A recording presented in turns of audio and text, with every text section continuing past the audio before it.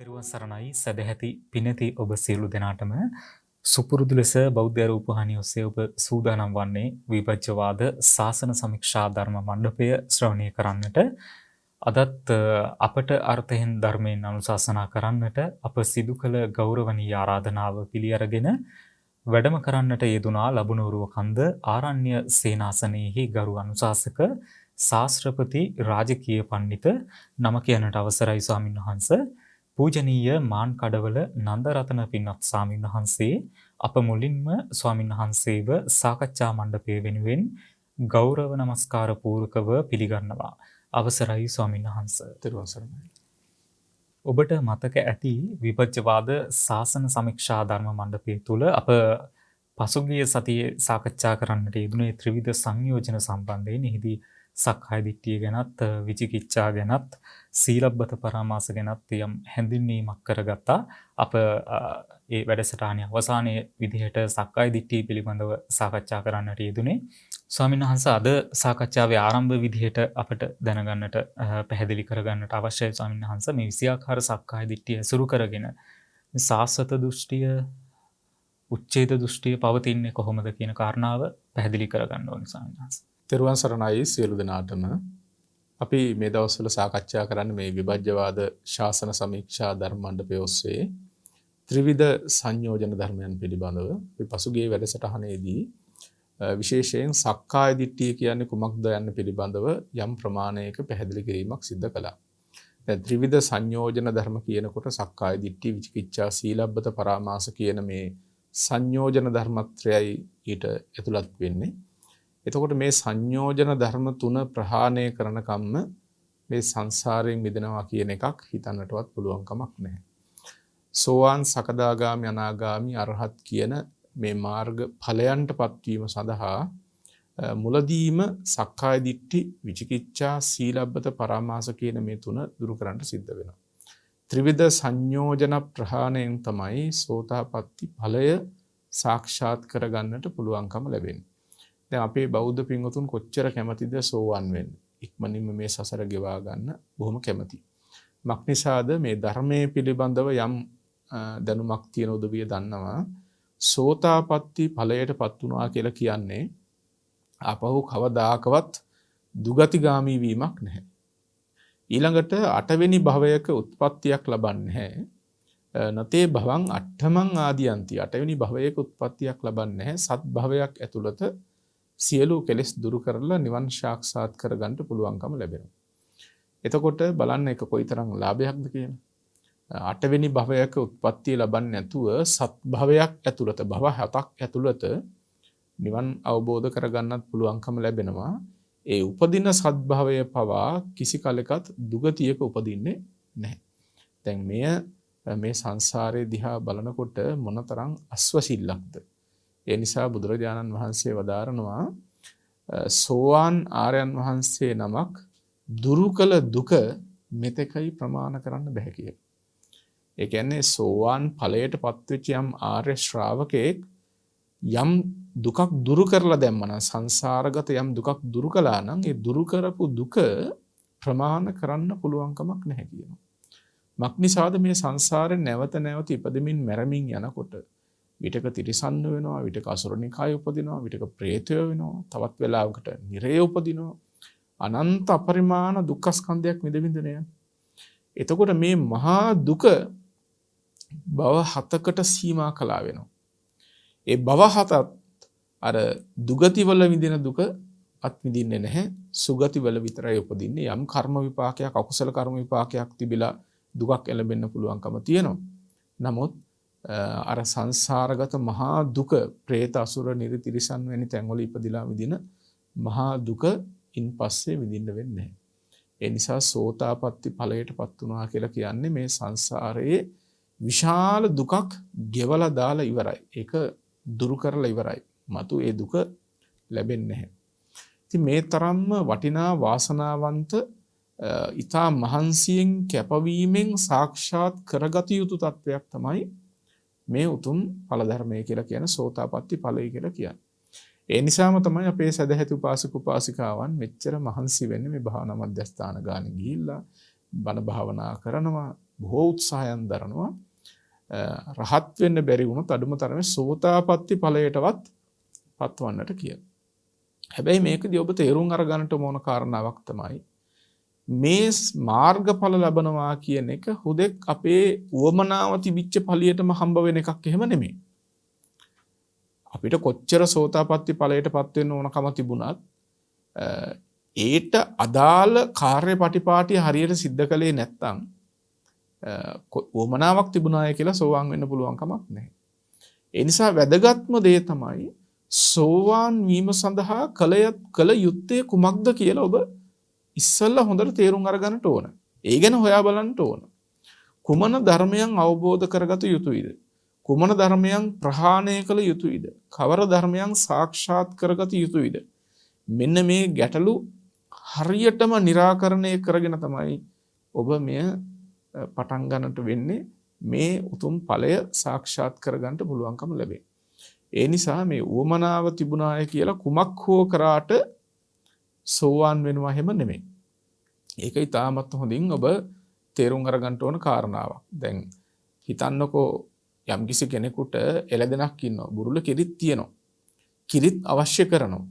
හැබැයි කොච්චර කිරි අවශ්‍යතාවයේ තිබුණත් දෙනගේ බුරුලේ කිරි තිබුණත් ඒ කිරි බුරුලෙන් කිරි දවන්නේ නැතුව අඟෙන් හෝ නගුටෙන් හෝ කිරි දෙව්වට කවදාකවත් කිරි ලැබෙන්නේ නැහැනේ. අවශ්‍යතාවයේ තියෙනවා. කිරි ඕනේ කියලා කියමින් අවශ්‍යතාවයෙන්ම කිරි දවනවා. එළදෙනගේ කිරි බුරුලෙත් කිරි තියෙනවා.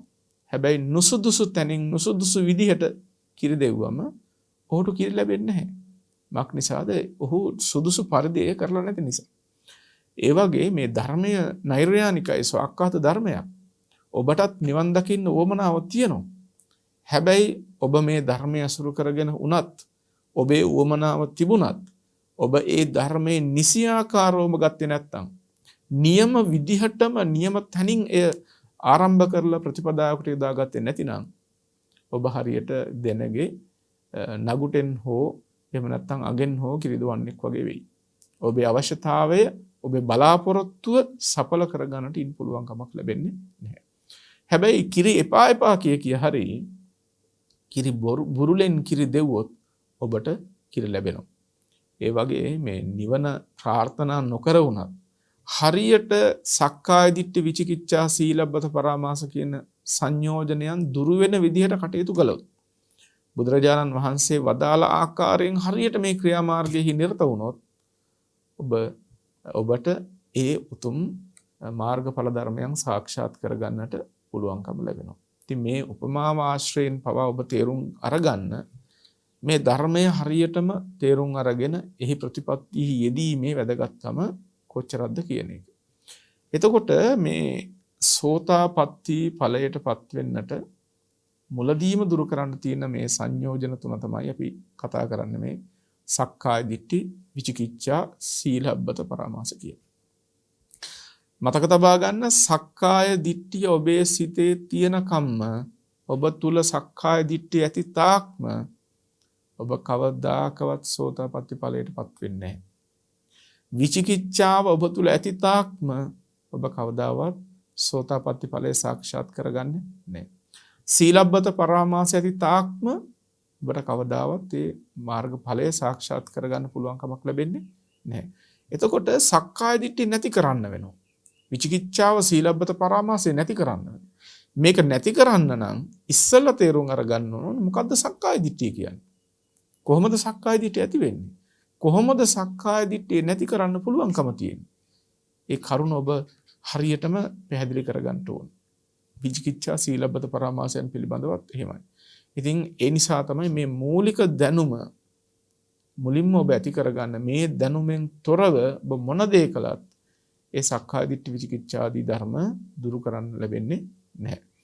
දැන් අපි පසුගිය සතියේ මේ පිළිබඳව යම් ප්‍රමාණයක් කතා කරපු නිසා සක්කාය දිට්ඨිය සම්බන්ධයෙන් අද ඒ පිළිබඳවත් කෙටියෙන් හඳුන්වාලමින් ඔබ ඇසු ගැටලුවට අපි මේ අවධානය යොමු කරනවා මේ සාකච්ඡාවේදී. සක්කාය දිට්ඨිය කියන මේක අපිට හම්බ වෙනවා 20 ආකාරයකින්. 20 ආකාර සක්කාය දිට්ඨිය කියලා අපි කතා කරන්නේ. ඒක කොටස් දෙකක් යටතේ අපිට සාකච්ඡා කරන්න පුළුවන්. 20 ආකාර සක්කාය දිට්ඨිය ශාස්වත සහ උච්ඡේද කියන කොටස් දෙකක් යටතේ සංග්‍රහ වෙනවා. මේ 20න් 5ක් උච්ඡේද දෘෂ්ටිය හා යෙදෙනවා. 15ක් ශාස්වත දෘෂ්ටිය හා යෙදෙනවා. එතකොට මේ 20 ආකාර සක්කාය දිට්ඨියෙන් 5ක් උච්ඡේද දෘෂ්ටිය සමග යෙදෙනවා. ඒ කියන්නේ උච්ඡේද දෘෂ්ටියයි යෙදিলা තියෙන්නේ. 15ක් ශාස්වත දෘෂ්ටිය සමග යෙදෙනවා. දැන් අපි මුලින්ම බලමු කුමන පහද ඒ උච්ඡේද දෘෂ්ටිය සමග යෙදෙන මේ සක්කාය දිට්ඨිය කුමක්ද කියලා. එතකොට මෙහිදී අපිට විශේෂයෙන් දකින්න පුළුවන් මේ ධර්ම විග්‍රහය තුළ රූපං අත්තතෝ සමනුපස්සති. රූපය තමා වශයෙන් සලකනවානේ.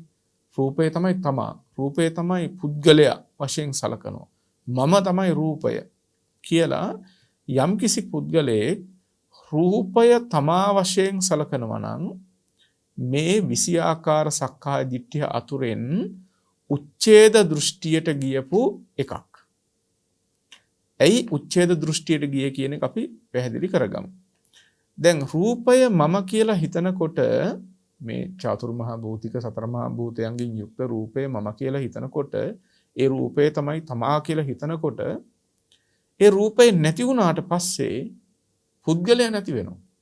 එතනින් එහා පුද්ගලයාගේ පැනවීමක් කරන්න බැරි වෙනවා. රූපයම නම් මම, රූපය නම් තමා, රූපය නම් ආත්මය වශයෙන් ඔහු සලකන්නේ.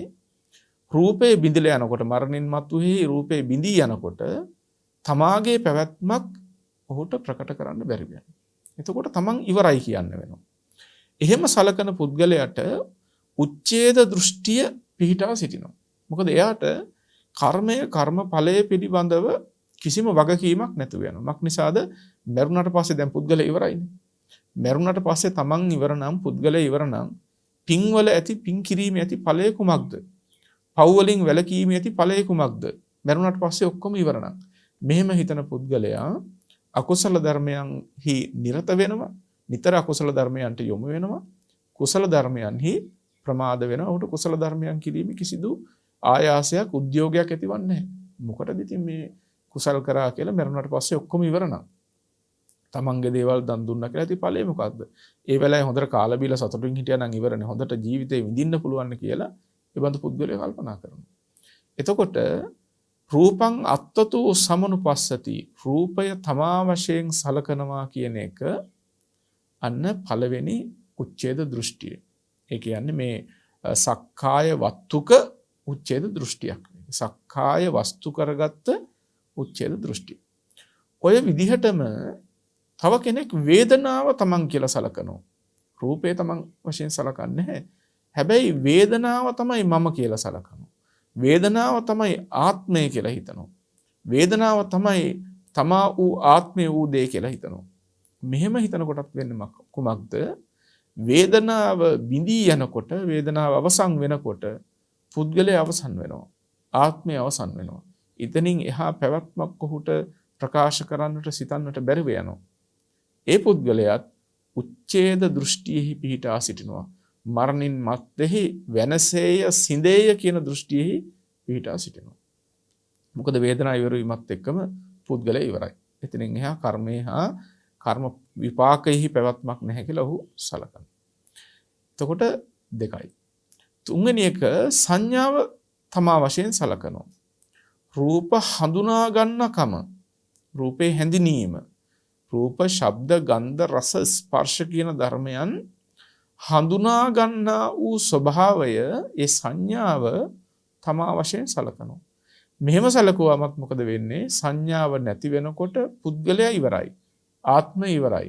එතනින් එහා පැවැත්මක් නැහැ. අන්න අර කලින් කිව්වා වගේම උච්ඡේද දෘෂ්ටිය. ඊළඟට සංකප්පය, සංඛාරය, චේතනාව, කල්පනා කරන ගතිය. මේ යම් කල්පනා කරන ගතියක්, සිතවිලි හිත චේතනා පහල කරන ගතියක් තියෙනවා. මෙන්න මේ කල්පනාව, මේ සංඛාරය, මේ චේතනාව පුද්ගලයා කියලා හිතනවා. මම කියලා ආත්මය වශයෙන් සලකනවා. එයාටත් වෙන්නේ සංකප්පය නැති වෙනකොට, නැත්නම් සංඛාරය නැති වෙනකොට පුද්ගලයා ඉවරයි කියලා හිතනවා. මේ සංඛාරය සහ සංකප්පය කියන එක වරදවා ගන්නට එපා. සංඛාරස්කන්ධය කියනකොට ඒට ඇතුළත් වන විශාල චෛතසික ප්‍රමාණයක් තියෙනවා. ඒ අතර එක් ප්‍රධාන චෛතසිකයක් තමයි චේතනා කියලා කියන්නේ. එතකොට චේතනා කියන මේ චෛතසික සමූහය දෙන්නේ සංඛාරස්කන්ධෙහි. එතකොට ඒ චේතනා කියන එකෙහි ප්‍රධානතම ලක්ෂණයක් නිසා අපි මෙතන චේතනා කියන එකකින් ව්‍යවහාර කරාට සංකප්පය සහ සංඛාරස්කන්ධය එකක්ම කොට සලකන්නට එපා. සංඛාරස්කන්ධය කියනකොට දැන් උදාහරණයකට ස්පර්ශ චෛතසිකයේ පවා සංඛාරස්කන්ධයට ඇතුළත් වෙන්නේ. ඒ නිසා ඒක ඔබ වර්ධවා ගන්නටත් එපා. දැන් සංඛාරය කියන එක චේතනා පහල කිරීම ආදී ඔබට පහසු විදිහට කල්පනා කරනවා නම් සලකනවා නම් ඒ චේතනා පහල කිරීම ආදියත් මම වශයෙන් ආත්මය වශයෙන් පුද්ගලයා වශයෙන් සලකනකොට ඒවා නැති වෙනකොට පුද්ගලයා ඉවරයි නේද කියන අදහස ඇති වෙනවා. අන්න උච්ඡේද දෘෂ්ටි. දැන් කරුණු 4යි. පස්වෙනි කොයි විදිහටම විඥානයි. සිත කියන ධර්මය. යමක් සිතය, මනසය, විඥානය, චිත්තය ආදී වශයෙන් කියනවා නම් මෙන්න මේ සිත තමයි මම. සිත තමයි පුද්ගලයා. සිත තමයි ආත්මය කියලා හිතන කෙනා ඒ සිත බිඳලා යනකොට පුද්ගලයා අවසන්නයි කියලා හිතනවා. ආත්මය අවසන් කියලා හිතනවා. අන්න උච්ඡේද දෘෂ්ටිය.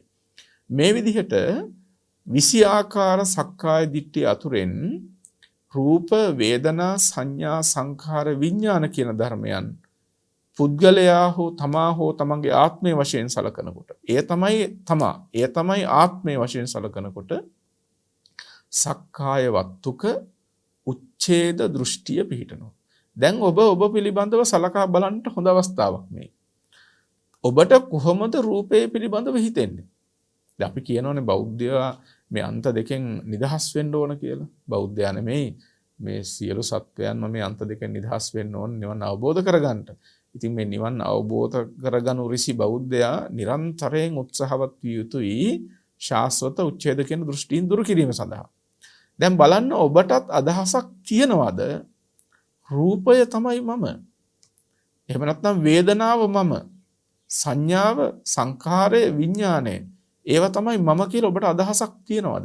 එහෙම හඳුනාගත්තේ බවක්, එහෙම භ්‍රමයක්, එහෙම ප්‍රමාද වෙච්ච ගතියක් තියනවාද? තියෙනවා නම් කල්පනාවට ගන්න, තේරුම් අරගන්න සක්කාය වත්තුක උච්ඡේද දෘෂ්ටිය ඔබට තියෙනවා. මේ දුරුකල යුතු ධර්මයක්. මක්නිසාද මෙය හීන පක්ෂයට ඇද දමන ධර්මයක්. සසර විනාශය කරා, සංසාර දුක කරා ඔබ ඇදගෙන යන ධර්මයක්. ඒ නිසා තමන් පිළිබඳව, තමන්ගේ සිත පිළිබඳව පරීක්ෂා කරලා බලන්න මේ කියපු ලාමක ධර්මය ඔබ තුල පිහිටා තියෙනවද කියලා. තියෙනවා නම් දුරු කරන්නට මේ දැන්ම වෑයම් කිරීම වටිනවා. එහෙමයි ස්වාමීන් වහන්සේ. 20 ආකාර සක්කාය දිට්ඨිය තුල උච්ඡේද දෘෂ්ටිය පවතින කාරණා 5 පිළිබඳවයි ඔබ වහන්සේ සඳහන් කරේ. ස්වාමීන් වහන්සේ මට ඊළඟට පැහැදිලි කරලා දෙන්න මේ සාස්වත දෘෂ්ටිය ඇතුළත් වෙලා තියෙන කාරණා 15 අපි කොහොමද පැහැදිලි කරගන්න ඕනේ කියලා ස්වාමීන් වහන්සේ. ඔව් දැන් අර සක්කාය දිට්ඨිය 20න් 5ක්නේ උච්ඡේද දෘෂ්ටියට ඇතුළත් උනේ. ඉතිරි 15ම ඇතුළත් වෙන්නේ ශාස්වත දෘෂ්ටියට. ඒ කියන්නේ සක්කාය වස්තුක ශාස්වත දෘෂ්ටි. එතකොට මේ 20න් එකක් හෝ කිහිපයක් හෝ විවිධාකාරයෙන් විවිධ අවස්ථාවල් වලදී මේ ප්‍රත්‍යඥ චිත්තසංතානයන් තුළ ඇති වෙනවා. ඒවා විවිධ ස්වરૂපයෙන් පෙනී සිටිනවා. ඊ타ත්ම විචක්ෂණශීලී තමන්ගේ සිත පිළිබඳව පරීක්ෂා කිරීමේ කෝවිද දක්ෂ පුද්ගලයෙකුට තමයි අනේ තමන්ගේ සිතෙත් මේ ලාමක ධර්මයන් තියෙනව නේද කියලා තේරුම් අරගන්න පුළුවන්කම තියෙනවා. නිතර තමන්ගේ සිත පරීක්ෂා කරන පුද්ගලයෙකුට ඊතා විනිවිද කරුණු දකින්න පුළුවන් පුද්ගලයෙකුට තමයි මේවා හසු වෙන්නේ. ඔබ සැහැල්ලුවෙන් ගන්නට එපා මේ කාරණාවන්. මොකද ප්‍රත්‍යඥ සත්වයන් හැටියට විවිධ ස්වરૂපයෙන් මේවා සත්වයන් තුළ පවතිනවා, සිත් සතන් තුළ පවතිනවා. පවතිමින් අපිව මේ සංසාර දුකට ඇදගෙන යනවා. එතකොට දැන් අපි සක්කාය වත්තුක ශාස්වත දෘෂ්ටියට ඇතුළත් වන කරුණු 15 සලකා බලන්න මේ වෙලාවේදී.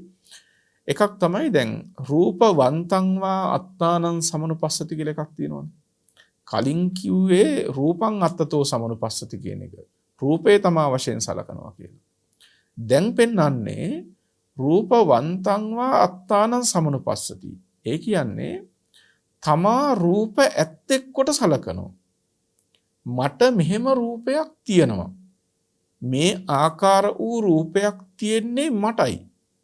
මම මෙහෙම රූප ඇත්තෙක්.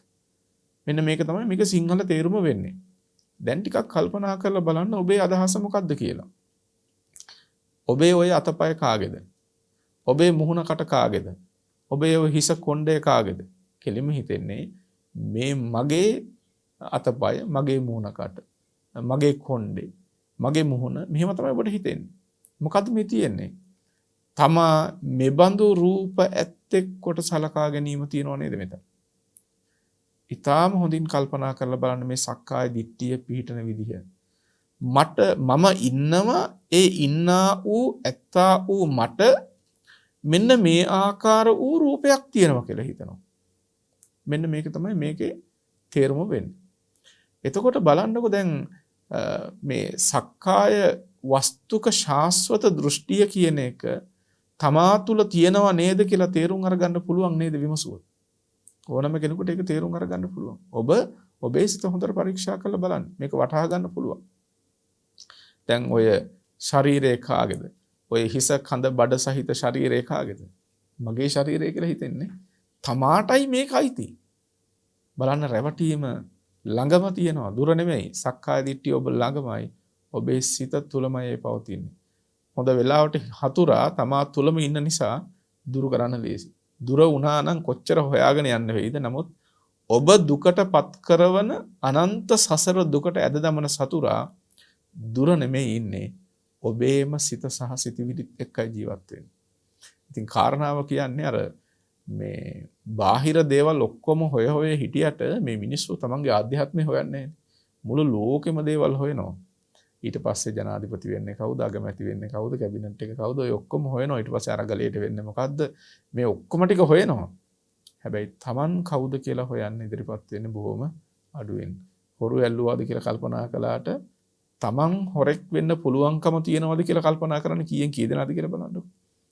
තමන් පිළිබඳව පරීක්ෂා කරන්න බොහොම සුළු පිරිසක් පමණයි. එතකොට ඒ තමන් ළඟම තියෙන අන්නේ වැරදි දෘෂ්ටිය අපි හොඳට තෝරා බේරා ගන්න ඕන, තේරුම් අර ගන්න ඕන. එතකොට දැන් මේ රූපවන්තං වා අත්තානං සමනුපස්සති කියන එක ශාස්වත දෘෂ්ටියක් කිව්වේ ඇයි? අන්න ඒකනේ දැන් අපි විසඳ ගන්න ඕන කාරණාව. හිතන්න මෙන්න මෙහෙම. යම්කිසි පුද්ගලයෙක් ඉන්නවා, එයා අර කලින් පුද්ගලයා වගේ රූපය තමන් වශයෙන් හිතන්නේ නැහැ. වේදනාව, සංඥාව, සංඛාරය, විඥානය වැනි ධර්මයන් තමන් කියලා සලකනවා. වේදනාව තමයි තමන්. සංඥාව, සංඛාර, විඥාන තමයි තමන් කියලා හිතනවා. මෙහෙම හිතන කෙනාට දැන් තමා කවුද? වේදනා, සංඥා, සංඛාර තමයි තමන්.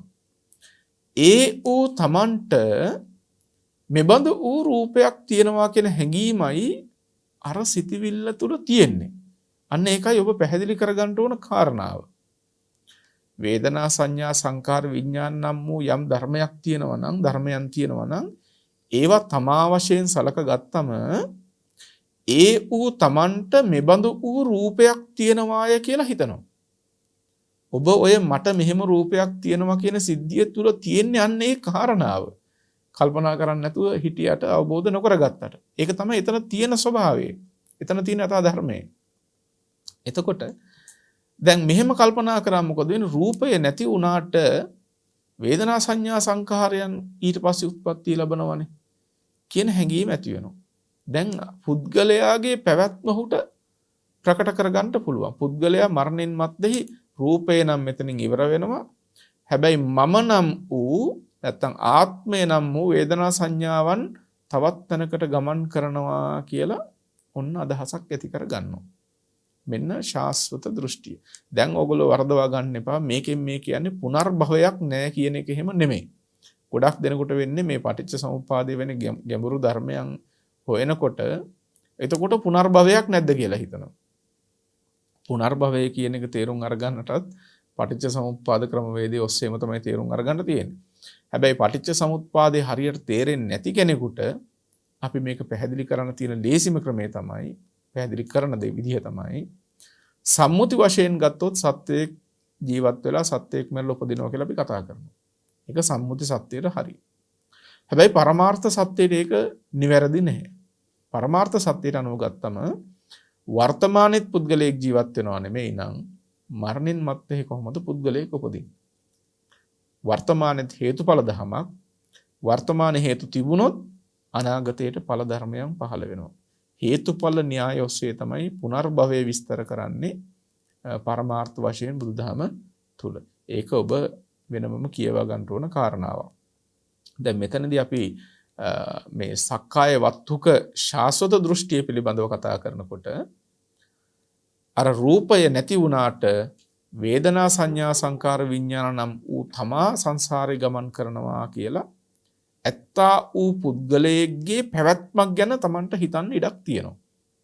අන්න ඒ නිසා ඒකට ශාස්වත දෘෂ්ටිය කියලා කියනවා. ඔන්න එකක්. දැන් මේ 15න් එකක්. එතකොට ඔය විදිහට දැන් රූපය හැරෙන ඉතුරු ධර්මනේ තමා කියලා සැලකුවේ ඔය විදිහට පුළුවන් තව කෙනෙක් හිතනවා වේදනාව හැර ඉතිරි ධර්ම තමන් කියලා හිතනවා. එක එක්කෙනාගේ දෘෂ්ටියට හසුවන විදිහි තමන්ගේ අවධානය යොමු කරන තමන්ගේ මිත්‍යා සංකල්පනයට හසුවන විදි මේවා. දැන් ඉස්සල්ලා කෙනා රූපය හැර ඉතිරි ධර්ම ටික පුද්ගලයා වශයෙන් සැලකුවා. තව කෙනෙක් වේදනාව හැර ඉතිරි ධර්ම ටික පුද්ගලයෙක් වශයෙන් සලකනවා. රූප සංඥා සංකාර විඥාන කියන ධර්මයන් පුද්ගලයෙක් වශයෙන් සලකනවා. ඒවා තමයි මම. ඒවා තමයි මගේ ආත්මය කියලා හිතනවා. එයාට වේදනාව නැති වුණාට මම ඉන්නවනේ කියලා හිතනවා. දැන් මොකක් හරි කැක්කුමක් උපන්නම ආයේ කැක්කුම නැති වුණා තමයි ඒ වුණාට මම ඉන්නවනේ කියලා හිතනවානේ. ඒ සාමාන්‍ය ඔබේ ජීවිතේ මේවා යෙදෙන හැටි බලන්න. ඔබ සැප වේදනාව ඔබද කියලා ඇහුවොත් ඔබ කියයි නෑ සැප වේදනාව මම නෙමෙයි කියයි. එහෙනම් දුක ඔබද කියලා ඇහුවොත් ඔබ කියයි නෑ දුකත් මම නෙමෙයිනේ කියලා. හැබැයි ඒ සැප දුක් කාටද අයිති කියලා ඇහුවොත් කවුද ඒක විඳින්නේ කියලා ඇහුවොත් ඒ සැප දුක් විඳින්නේ මම කියයි. දැන් ඒ කෝ මම කවර වූ මම ගැන දෙයි කතා කරන්නේ.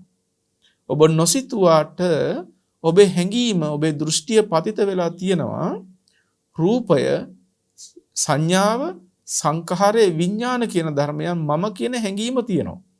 ඔබේ දෘෂ්ටිය එහි පිහිටා තියෙනවා. ඔබේ ප්‍රමාදී අදහස ඔබේ වැරදි අදහස ඒවායේ පිහිටා තියෙනවා. ඒ නිසා ඔබ කියයි වේදනාව මම නෙමෙයි හැබැයි මගේ තමයි ඒ වේදනාව. දැන් වාතය අමාරු හැදිලා සමහර කකුලේ අමාරු ඔළුවේ අමාරු තියෙනවනේ. මේ වේදනාව කාගේද? මගේ වේදනාවනේ. තමන්ගේ වේදනාව. වේදනාවට අයිතිකාරයෙක් ඉන්නවා. වේදනාවන්තං වාත්තානං සමනුපස්සති. තමා වේදනා ඇත්තෙක් කොට දකිනවා. ඔබට නැද්ද ඒ අදහස? මටයි මේ වේදනාව, මගේයි මේ වේදනාව, මගේ ඔළුව කැක්කුම, මගේ බඩේ කැක්කුම, මගේ දතේ කැක්කුම කියලා අදහසක් නැද්ද? තමන්ගේ වේදනාව. තමන් වේදනා ඇත්තෙක් කොට සලකනවා. එහෙම සලකන කෙනා වේදනාව නැති වුණාට තමන් ඉන්නවනේ ශාස්වත දෘෂ්ටි පිටා තියෙනවා. පුද්ගලයෙක්, සත්වයෙක්, ආත්මයක් පවතිනවා. කෙනෙක් ඉන්නවා. ඇත කියන දෘෂ්ටියෙහි පිහිටා තියෙනවා. දැන් මේකට හරිය ලස්සන මේ උපමාවකුත් පෙන්නනවා. සෝකෝ පනාය රුක්කෝ ඉමාය ඡායාවාති. ගහක් තියෙනවා හෙවණැල්ලක් තියෙනවා. ගහේ හෙවණැල්ල වැටෙනවනේ. දැන් කෙනෙක් කියනවලු මෙහෙම මේ ගහ මේ හෙවණැල්ල. ගහ හෙවණැල්ල නෙමෙයි, හෙවණැල්ල ගහත් නෙමෙයි. හැබැයි මේ ගහ හෙවණැල්ලෙන් හෙවණැල්ල ඇත්තෙක් බවට පත් වෙලා තියෙනවා. ගහට හෙවණැල්ලක් තියෙනවනේ. ඒ නිසා ගහ හෙවණැල්ල ඇත්තෙක් කියනවලු. ඒ වගේ ඒ යම් පුද්ගලයෙක් ඉන්නවා එයා වේදනාව වෙනමම දකිනවා. රූප සංඥා සංකාර විඥානයන් පුද්ගලයෙක් වශයෙන් දකිනවා. තමා වශයෙන් සලකනවා. එයා හිතනවා මේ රූප සංඥා සංකාර විඥාන නම් වූ පුද්ගලයාට මෙබඳු වූ වේදනාවක් තියෙනවා කියලා. එයා වේදනාවයි පුද්ගලයයි දෙකක් වශයෙන් දකිනවා. අර ගහයි හෙවණැල්ල දෙකක් වගේ. හැබැයි හෙවණැල් මේ ගහට හෙවණැල්ලක් තියෙනවා වගේ මට මෙබඳු වේදනාවක් තියෙනවා කියලා කල්පනා කරනවා.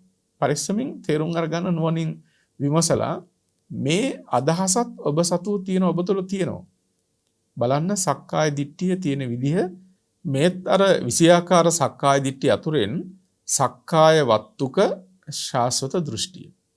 ඔය විදිහට දැන් අර රූපය අතහැර වේදනාව අතහැර පුද්ගලයා දැක්කා වගේ සංඥාව අතහැරලා සංඛාරය අතහැරලා විඥානය අතහැරලා සෙසු ධර්මයන් පුද්ගලයා වශයෙන් තමා වශයෙන් ආත්මය වශයෙන් සලකනවා. මෙන්න මේ විදිහට සලකනකොට බලන්න දැන් කරුණු පහක් හම්බ වෙනවා. තමාට රූපයක් තියෙනවා. තමාට වේදනාවක් තියෙනවා. තමාට සංඥාවක් තියෙනවා. තමන්ට සංඛාරයක් තියෙනවා. තමන්ට විඥානයක් තියෙනවා. දැන් ඔබෙන් මම ඇහුවොත් මේ වෙලාවේ ඔය හිත ඔබේ හිත කාගේද කියලා ඔයගොල්ලෝ කියයි මගේ හිත කියලානේ. තමන්ගේ හිත කියලා කියනවා. බලන්න හිත තමන්ගේ කරගෙන. එතකොට තමන්ට අයිති හිතක් තියෙනවා. විඥානවන්තංව අත්තානං සමනුපස්සති කියලා මේකට කියන්නේ.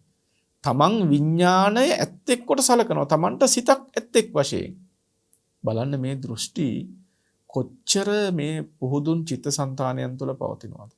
ලෞතුරු බුදුරජාණන් වහන්සේ කිසිවෙකුගේ මඟ පෙන්වීමක් නැතිව මේ සක්කාය දිට්ඨියක් කියලා එකක් තියෙනවද? ඔක කොහෙද තියෙන්නේ? ඒව මොකක්වත් කියා දෙන්න කෙනෙක් නැතුව තියෙද්දි මේ සිතක චිත්තචෛතසික ධර්ම වල ස්වභාවය මනවින් අවබෝධ කරගෙන සත්වයා රැවටෙන විදිහ, ඔවුන්ගේ මේ මිත්‍යා දෘෂ්ටික අදහස් පතිත වෙලා තියෙන විදිහ අවබෝධ කරගත්තා කියනකොට කිසි කෙනෙක්ගේ මඟ පෙන්වීමක් නැතුව හිතන්න එය කෙබඳු ඥානයක් වන්නට ඇද්ද? එක හීනකින්වත් හිතන්න පුළුවන්. මේ තරම් ධර්මයක් අපිට තියෙද්දි මේව මෙච්චර පැහැදිලි කරලා බුදුහාමුදුරෝ දේශනා කරලා තියෙද්දි ඒක වටහා ගන්න මේ තරම් අමාරු නම් දුෂ්කර නම් පරෝපදේශ රහිතව මේව අවබෝධ කරගන්නවා කියනකොට ඒ මහා ඥානය කෙබඳු මහා උත්තම ඥානයක් වන්නට ඇද්ද? ඉතින් අන්න බලන්න මේ ධර්ම අවබෝධ කරගන්නකොට බුදුරජාණන් වහන්සේ ගැන පැහැදීම ඇති වෙන විදිහ අපිට ඒක ඉදිරියට පැහැදිලි කරගන්න පුළුවන්. මේ විචිකිච්ඡා කියන ධර්මයන් දුරු වෙන්නේ කොහොමද කියලා. ධර්මයේ අවබෝධයෙන් තමයි විචිකිච්ඡාව දුරු වෙන්නේ. ධර්මයේ දකින්නකොට තමයි සැකේ දුරු වෙන්නේ. එහෙම නැතු මේ අපිට සැක නැහැ කිව්වයි කියලා සැක නැතු වෙනවා එහෙම නෙමෙයි. එතකොට දැන් මේ පැහැදිලි කලේ ඔබට සක්කාය වත්තුක ශාස්වත දෘෂ්ටි අතරින් කරුණු පහක්. ඒ තමයි තමා රූප ඇත්තෙක්, තමා වේදනා ඇත්තෙක්, තමා සංඥාව ඇත්තෙක්, තමා සංඛාර ඇත්තෙක්, තමා විඥානය ඇත්තෙක් කොට සැලකීම. හොඳට බලන්න ඔබ තුලත් මේව කොයි ආකාරයෙන්ද පවතින්නේ කියලා. එහෙමයි ස්වාමීන් වහන්සේ. ස්වාමීන් වහන්සේ ඒකෙම අපිට ඊළඟ කාරණා විදිහට හම්බ වෙනවා ස්වාමීන් වහන්සේ අත්තනිවා රූපං සමනුපස්සති. ඒ කියන්නේ තමා කෙරෙහි රූපය තියෙනවා කියලා හිතන ක්‍රම විදිහ ස්වාමීන් වහන්සේ මෙන්න මේ පිළිබඳවත් අපිට පැහැදිලි කිරීමක් කරලා දෙන්න ස්වාමීන් වහන්සේ. ඔව් ඊළඟට අපිට හම්බ වෙන්නේ අත්තනිවා රූපං සමනුපස්සති කියන කාරණාව. මේකේ විස්තරය තමයි තමා කෙරෙහි රූපයක් තියෙනවා කියලා හඟින බව. මේ පළවෙනි එක. මේකේ කරුණු පහක් තියෙනවා මේකටත්.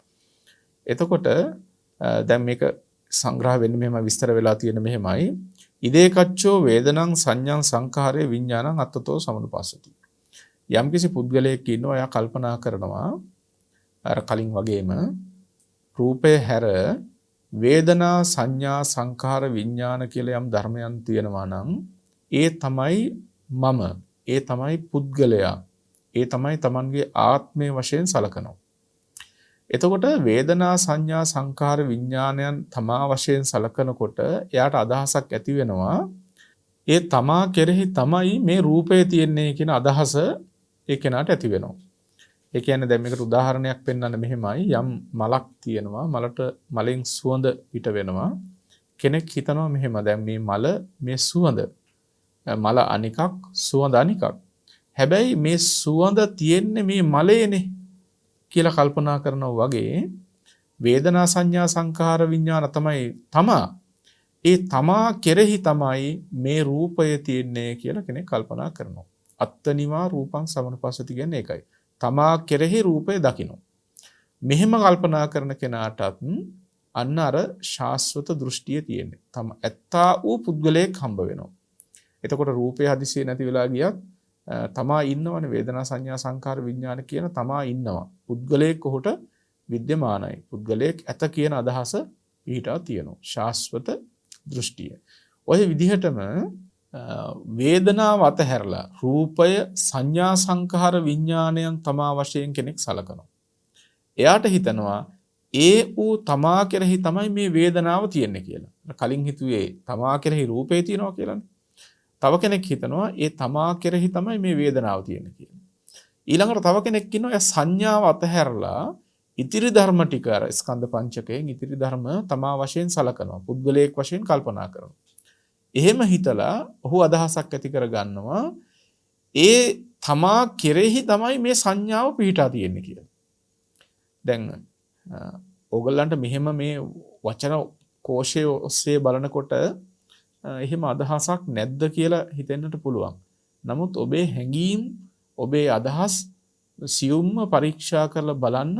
එතකොට ඕගොල්ලන්ට තේරුම් අරගන්න පුළුවන් ඒ කියන මිත්‍යා දෘෂ්ටික අදහස්, වැරදි අදහස් තමා තුලත් තියෙනව නේද කියලා ඔබට වැටහෙවි. දැන් තමා කෙරෙහි තමයි තමා තුල අර තමයි මේ රූපේ තියෙන්නේ. අර සුවඳ තියෙන්නේ මලේ කියලා හිතුවා වගේ. තමා කෙරෙහි තමයි මේ රූපේ තියෙන්නේ. තමා කෙරෙහි තමයි වේදනාව තියෙන්නේ. තමා පිළිබඳව තමා කෙරෙහි තමයි හැඳිනීම තියෙන්නේ. තමා කෙරෙහි කල්පනාව, තමා කෙරෙහි මේ සිත තියෙන්නේ. මෙන්න මේ විදිහට රූප වේදනා සංඥා සංකාර විඥාන කියන පහ පිළිබඳවම ඒවත් තමන් කෙරෙහි පිහිටා තියෙනවාය කියලා කල්පනා කරලා ඒ බඳු දෘෂ්ටියක් ඇති කරගන්නවා. මෙතනත් කරුණු පහක් තියෙනවා. මේකත් අර කලින් සඳහන් කළා වගේම සක්කාය වස්තුක ශාස්වත දෘෂ්ටියක්.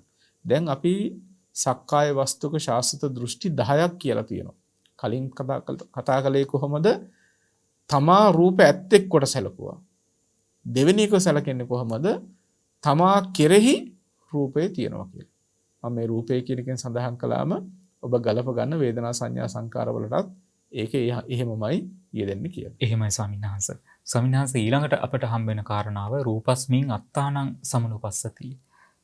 රූපේ කෙරෙහි තමා ඉන්නවා කියලා හිතන විදිහ ස්වාමීන් වහන්සේ. මේ පිළිබඳව අපි කොහොමද දැනගන්න ඕනේ ස්වාමීන් වහන්සේ? ඔව් ඒකත් මේ පුහුදුන් සිතක යෙදෙන අර 20 ආකාර සක්කාය දිට්ඨියේම එක්තරා කොටසක්. මේකත් ඇතුළත් වෙන ශාස්වත කොටසට ඒක විස්තර වෙන්නේ මෙහෙමයි. රූපස්මින්ව අත්තානං සමනුපස්සති. ඒ කියන්නේ රූපය කෙරෙහි තමන් දකිනවා. කලින් කිව්වේ තමා කෙරෙහි රූපය දකිනවනේ. දැන් මෙතනදී පෙන්වන්නේ රූපය කෙරෙහි තමයි තමන් ඉන්නේ. උදාහරණයක් පෙන්වන්නේ මෙහෙමයි. දැන් කරඬුවක් තියෙනවා, මණිකක් තියෙනවා. කෙනෙක් දකිනවා මෙතන කරඬුවක් තියෙනවා, මෙතන මණිකක් තියෙනවා. කරඬුව අනිකක්, මණික අනිකක්. හැබැයි මේ මණික තියෙන්නේ කරඬුවේ. කරඬුව කෙරෙහි තමයි මණික තියෙන්නේ. කරඬුව තුලයි මණික තියෙන්නේ කියලා දකිනවනේ. අන්න ඒ වගේ යම්කිසි පුද්ගලයෙක් කල්පනා කරනවා මේ ලෝකයේ පුහුදුන් පුද්ගලයෙක් ඒ රූපය අනිකක්. එතකොට වේදනා සංඥා සංකාර විඥාන නම් වූ තමා අනිකක්. හැබැයි ඒ තමා පිහිටා තියෙන්නේ අර රූපයේය කියලා හිතනවා. හරියට කරඬුවේ මණික දකිනවා වගේ. දැන් ඕගොල්ලෝ ටිකක් කල්පනා කරන්න.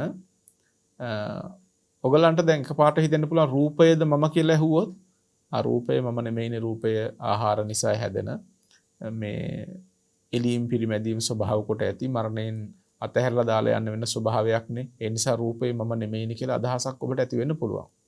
හැබැයි ඔයගලන්ට තියෙනවනේ වේදනා සංඥා සංකාර විඥාන මේවා මම කියන හැඟීම, ඒ ගතිය තියෙනවා. දැන් බලන්න මේ තුල තියෙන ස්වභාවය මේ ඌ රූපය ඇසුරු කොට මේ ඌ රූපය කෙරෙහි අර තමානම් වූ වේදනා සංඥා සංකාර විඥානයන් තියෙනවා කියන හැඟීම, ඒ දෘෂ්ටිය ඔබ තුලක් තියෙනවා. ඒක තමයි අපි මේ සාමාන්‍යයෙන් හිතුවට මේ රූපේ මම නෙමෙයි කියලා හිතුවට අර තමන් කියලා හැඟීමක් ඇති වෙනවනේ වේදනා සංඥාවන් ගැන. එතකොට අදහස් වෙන්නේ ඒ වේදනා සංඥාවන් උපදින්නේ මේ රූපය ඇසුරු කරගෙනනේ. රූපය කෙරෙහි නේවත් තියෙන්නේ. හිත තියෙන්නේ රූපය ඇසුරු කරගෙන රූපය තුලනේ කියන හැඟීමක් තියෙනවනේ. දැන් බලන්න එතකොට තියෙන්නේ රූපස්මින්වා අත්තානං සමනුපස්සති. රූපය කෙරෙහි තමන් දකිනවා. ඔය විදිහටම තමයි තව කෙනෙක් වේදනාව හැර ඉතිරි ධර්මයන් තමන් වශයෙන් සලකනවා. එහෙම කෙනෙක් හිතනවා වේදනාව කෙරෙහි තමන් ඉන්නවා. ඔය විදිහට තව කෙනෙක් සංඥාව හැර ඉතිරි ධර්ම තමන් කොට සලකනවා. එයාට හිතනවා සංඥාව කෙරෙහි තමා පිහිටා සිටිනවා. මෙන්න මේ විදිහට අර ස්කන්ධ පංචකයටම ඔබ ගලපා ගන්න රූපය කෙරෙහි තමා පිහිටා තියෙනවා වගේ හිතුවා වගේ වේදනා සංඥා සංකාර විඥාන කියන ස්කන්ධ පංචකය පිළිබඳව ඔහොම කල්පනා වෙනවා. දැන් මෙතනත් පහයි. ඔබ මුලින් ඉඳන් ටිකක් කල්පනා කරගන්න දැන් අර ශාස්වත දෘෂ්ටිය කියපු තැන ඉඳලා රූපවන්තං වා අත්තානං සමනුපස්සති කියපු තැන වේදනා සංඥා සංකාර විඥාන කියන පහට මෙතන පහක් තිබුණා. ඊළඟට අත්තනිවා රූපං කියපු තැන තමා කෙරෙහි රූපය තියෙනවා කියලා හිතපු තැන එතනත් ස්කන්ධ පංචකයටම පහක් කියදුණා. එතනත් කොට 10යි. ඊළඟට රූපස්මින්වා අත්තානං සමනුපස්සති කියපු තැන රූපය කෙරෙහි තමා ඉන්නවා කියලා හිතපු තැන එතනත් ස්කන්ධ පහටම 5යි. ওই විදිහට පසරත් තුන 15ක් වෙන්නේ. එතකොට 20 ආකාර සක්කාය දිට්ඨියෙන් මෙන්න මේ 15 සක්කාය වස්තුක ශාස්වත දෘෂ්ටි කියන සංඛ්‍යාවට ඇතුළත් වෙනවා. කලින් ඔබට මුලදීම සඳහන් කළේ ඒ සක්කාය වස්තු කරගෙන උච්ඡේද දෘෂ්ටිය පිටලා තියෙන ආකාර පහ ගැන. ඒ 5යි මේ 15යි එකතු කරාම 20යි මේකට කියනවා 20 ආකාර සක්කාය දිට්ඨිය කියලා. දැන් හිතන්නකෝ මේක දුරු කරන එක ලේසි වැඩක්ද කියලා. මේ 20 ආකාරයෙන් ඔයගොල්ලන්ට දැන් එකපාරට හිතෙන්න පුළුවන් මේ ඔක්කොම ඔබ තුල නැහැනේ. තමා තුල මේ 20ම නැහැනේ කියලා. හැබැයි මේකෙන් එකක් තියෙනව නේද? එකක් තියෙනවා කියන අනික ඕනම එකක් තියෙන්න ඉඩකඩ තියෙනවා කියන එක. ඔබ අද හිතලා තියෙන විදිහ අනුව තමයි ඔබට අද එකක් හෝ දෙකක් හෝ වශයෙන් ඔබට හසු වෙන්නේ. හැබැයි ඔතන රැවටීම තියෙනවා කියලා කියන්නේ අර 20න් ඕනම එකක් ඔබ තුල පහළවන්නට පුළුවන්කම තියෙන අවස්ථානුකූලව. ඒ නිසා මේ 20 දුරු කළ යුතු ධර්මයන් මේ සක්කාය දිට්ඨි 20 ආකාරයන් විවිධ ස්වરૂපයෙන් මේ පුදුන් සිත ආක්‍රමණය කරගෙන සිත මැඩගෙන තමන්ව රවට්ටලා තමන් වශයෙන් පෙනී සිටිමින් මේ අනන්ත සංසාරයක් ඔබව මාව මේ දීර්ඝ ගමනක් ඇදගෙන ඇවිල්ලා තියෙනවා. තව මේක සූදානම් වෙලා ඉන්නවා කෙලවරක් නොපෙනෙන සංසාරයක් ඇදගෙන යන්නට. සක්කාය දිට්ඨිය කියන එක ඒ තරම්ම කුරිරු රුදුරු ධර්මයක්.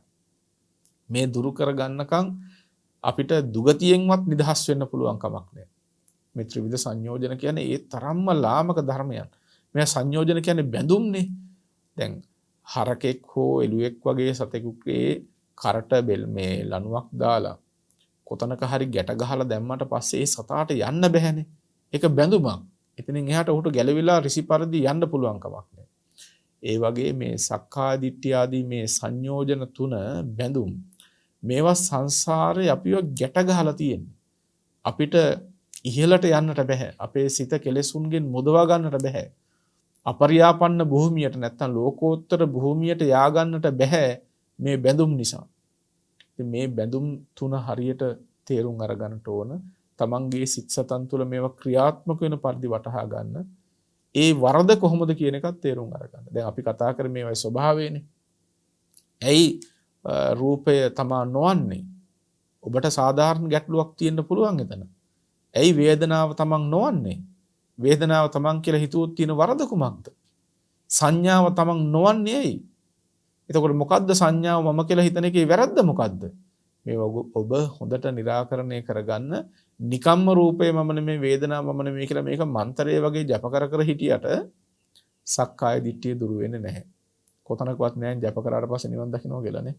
ඒ වගේ මේ රූපේ මම නෙමෙයි කියලා මේ ඔබ උදේ රැ එනකන් මේක කී හිටියත් යථා භූත ඥාන දර්ශනයක් ඇති කරගන්නකම් මේක දුරු කරගන්න බෑ. ඇත්ත ඇති හැටි දැකලමයි ඒ දුරු කරන්න වෙන්නේ. රූපය මම නෙමෙයි කියන එක ඔබ ඒ දර්ශනයෙන්ම පහ කළ යුතුයි මිසක් දුරු විය යුතුයි මිසක් ඔබ මේක හිතලා නිකන් මම නෙමෙයි කිව්වට හරියන්නේ නැහැ. වේදනාව මම කියලා ඔබට අදහසක් ඇති වුණේ එහෙම රැවටෙන්න පුළුවන්කමක් තිබිච්ච නිසා. ඇයි ඒ? ඔබ වේදනාව පිරිසිඳ දැනගෙන හිටියේ නැහැ. වේදනාව පිළිබඳව ඔබට විද්‍යාවක් නැහැ. වේදනාව පිළිබඳව ඔබට අවබෝධයක් නැහැ. ඔබ හරියට ඒ අවබෝධ කරගෙන නැහැ. ඒ හරියට දන්නේ නැති අවිද්‍යාව නිසා තමයි ඔයගොල්ලන්ට වේදනාව තමන් කියලා හිතුනේ. එහෙම නැත්නම් කවුරුත් මේක හිතන්න කියලා කිව්වේ නැහනේ. කවුරුත් කියන්නේ නැහනේ අපිට වේදනාව ගැන මෙහෙම හිත ඉන්න කියලා. ඔයගොල්ලෝ හිතලා හිතුවෙත් නැහනේ. වේදනාවෙහි ඇත්ත නොදන්න දැනගත්තේ නැති වුණාම එහෙම වැරදි සිතිවිලි හට ගන්නවා. ඒ වැරදි සිතිවිලිත් එක්ක ඒ බඳු දෘෂ්ටියක් උපදිනවා. ඒක තමයි කාරණාව. එතකොට සක්කාය දිට්ඨිය දුරු වෙන්නට නම් ඔබ වේදනාව පිරිසිඳ දැනගන්නට ඕන. වේදනාවගේ ඇත්ත මොකද්ද? ස්පර්ශ ප්‍රත්‍යයෙන් ඉපදිලා ස්පර්ශ නිරුද්ධ වෙනකොට නිරුද්ධ වෙන ස්වභාවය. අනාත්ම වූම හේතු නිසා හටගෙන ඒ හේතු නිරුද්ධ වෙනකොට නිරුද්ධ වන අනාත්ම ධර්මයක් කියලා ඔබ වේදනාව පිළිබඳ අවබෝධ කරගන්න ඕන. ඒ අවබෝධය එන තාක්ම ඔබට වේදනාව පිළිබඳව තියෙන රැවටෙන්න තියෙන ඉඩකඩ නැති වෙන්නේ. ඔබ නැවත රැවටෙන්න පුළුවන්. සංඥාව කියන්නේ කුමක්ද කියලා වටහා ගන්න ඕන. ඇහෙන් දකිනකොට සංඥා පහළ වෙන්නේ කොහොමද? කනෙන් ශබ්ද ඇහෙනකොට ශබ්ද සංඥාව පහළ වෙන්නේ කොහොමද? කුමක්ද ශබ්ද සංඥාව? නාසයට ගඳ සුවඳ දැනෙනකොට ගඳ සංඥාව කොහොමද පහළ වෙන්නේ? ඒ සංඥාව කුමක්ද කියලා කලින් හොඳට ඔබ විනිශ්චය කරගන්න ඕන. ඒ සංඥාවගේ හේතුව බලන්නට ඕන. ඔයගොල්ලන්ට වැටහෙයි අනාත්ම වූම හේතු ප්‍රත්‍යයන් නිසායි මේ සංඥාව හටගත්තේ. සංඥාවට යම් හේතුවක් තිබුණා නම් ඒ හේතුවද අනාත්මයි නේද කියලා ඔයගොල්ලන්ට වැටහෙයි. නුවණින් විමසනකොට. එහෙනම් අනාත්ම වූ හේතුන්ගෙන් හටගත් සංඥාව කෙසේනම් ආත්ම වන්නද? ඒ සංඥාව හේතු නිරුද්ධ වෙනකොට නිරුද්ධ වෙලා යන ස්වභාවයෙන් යුක්ත අනාත්ම ධර්මයක්මයි කියලා ඔබට නුවණ එළඹ සිටිය යුතුයි. ඒ අවබෝධය ඔබට තිබිය යුතුමයි. සංකප්පේ පිළිබඳවත් එහෙමයි සංකාර ධර්මයන් චේතනා පිළිබඳව. කල්පනා කරන තමන් කියලා හිතනවනේ මම නෙමේ කල්පනා කරන්නේ මගේ නෙමේ සිතිවිලි කියලා ඔබට හිතනවා. හැබැයි එහෙම හිතෙන්නේ ඔබ සිතිවිල්ලෙහි ඇත්ත නොදන්නකම හින්දා. සිතිවිල්ල සංස්කාරයේ ස්වභාවය ඔබ ඇත්ත ඇති හැටි තේරුම් අරගන්න ඕනේ නුවණින් විමසලා. ඒකේ ප්‍රත්‍ය ධර්ම ටික විමසන්න. ප්‍රත්‍ය නිරුද්ධ වෙනකොට නිරුද්ධ වෙලා යන ස්වභාවය විමසන්න. විඥානය පිළිබඳවත් එහෙමයි.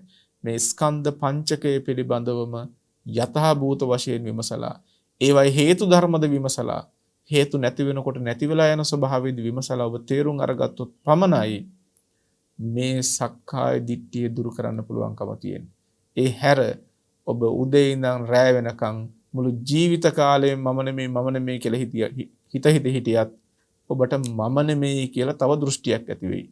ඔබට යථාභූත දර්ශනයක් තිබුණේ නැතිනම් අපිට අවශ්‍ය වෙන්නේ තවත් මොකද්ද දෘෂ්ටියක් ඇති කරගන්න නෙමෙයි. තියෙන දෘෂ්ටි ටිකත් ප්‍රහාණය කරන්න අවශ්‍ය වෙන්නේ යථාභූත ඥාන දර්ශනේ. ඒකට යෝනිසෝ මනසිකාර්ය අවශ්‍යයි. ඒකට සද්ධර්ම ශ්‍රවණය අවශ්‍යයි. එහෙමයි ස්වාමීන් වහන්සේ. ත්‍රිවිධ සංයෝජන යටතේ සක්කාය දිට්ඨිය පිළිබඳවයි අප දැන කියාගත්තේ.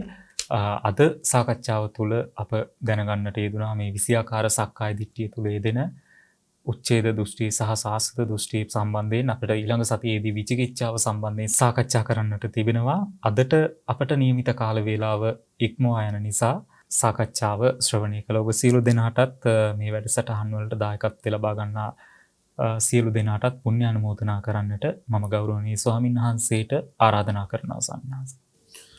හොඳයි පින්වත් සෑම සියලු දෙනාම කල්පනා කරගන්න ඔබ විසින් ධර්ම ශ්‍රවණය කිරීමෙන් සලසාගත් මේ අති උදාර කුසලානිසංස ධර්මයන් ප්‍රථමයෙන්ම ලෝසසුන් සුරකින ඔබ අප සුරකින දෙවියෝ දනුමෝදන් වෙත්වා.